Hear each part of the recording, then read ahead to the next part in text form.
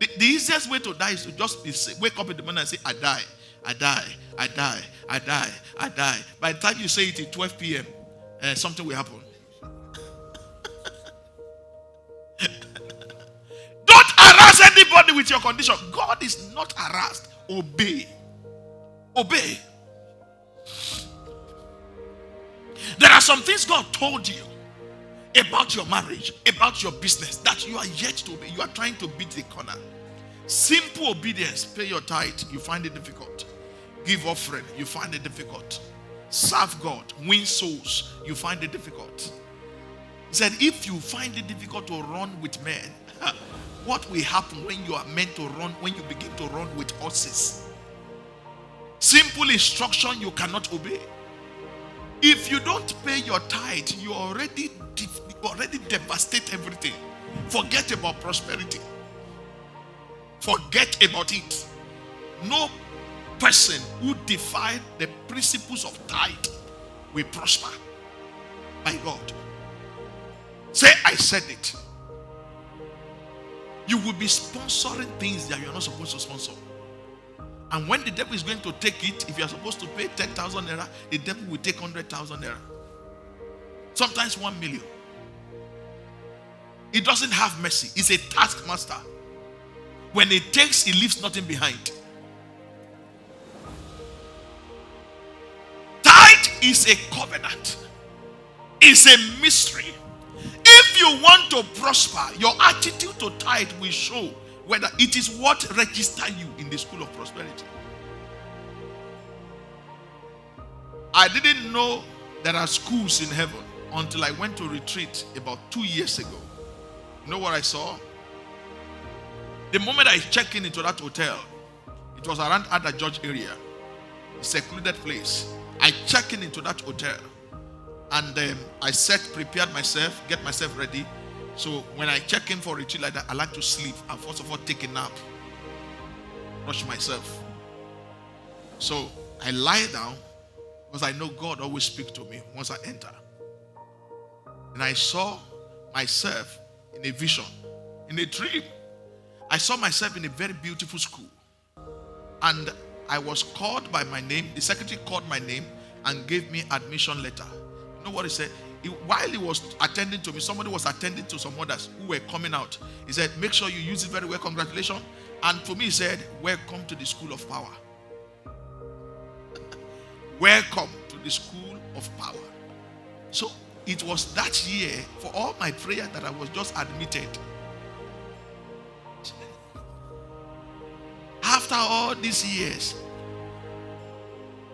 so I don't the right jam, the jam they fail. So it was just 2 years ago I was admitted into the school of power. Welcome to the school of power. There is a school of prosperity. It's a journey. Listen to me. Prosperity is not naira bet. It's not a lottery. It's a walk with God. It's a journey with God. Abraham started walking with God from chapter 12 at age 75. He didn't get it until he was over 100 years. When he got to that point, the Lord said, in blessing I will bless you. What if he gave up in chapter 15? What if he gave up in chapter 17? What if he gave up in chapter 21? But in chapter 22, God found him. Abraham started his journey of prosperity with God from the land of the Chaldeans. And God led him from Genesis chapter 12, chapter 13, all through to chapter 22, until he got to Mount Moriah. Praise the Lord, not Horeb. Mount Moriah. He got to Moriah. When he landed on Moriah, God opened his heaven. What is Moriah? A place of sacrifice.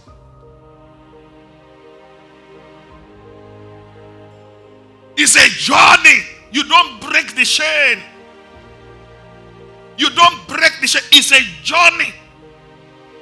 It's not you do it today, you don't do it tomorrow, you do it today. Every time you break that principle, you break that journey, you start again.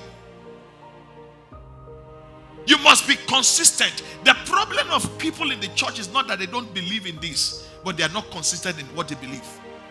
Lack of consistency. And obedience is not complete on it until it is consistent. Obedience is not complete until it is what?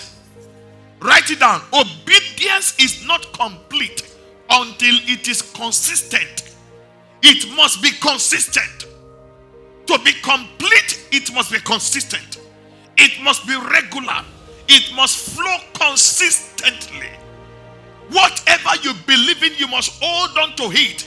In drying time, in winter, in fall, in spring, in summer, you must believe in it and be consistent with it.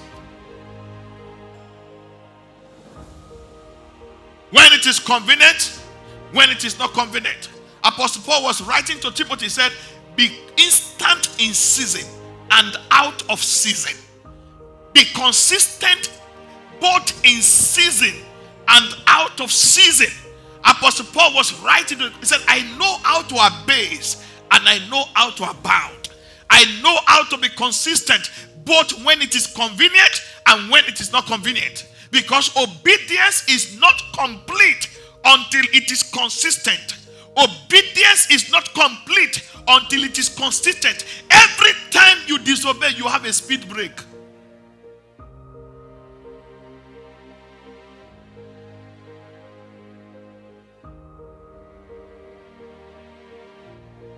So you can't give tithe over 10,000 naira and not give over 1 million. I'll continue this message next week. Are you blessed tonight?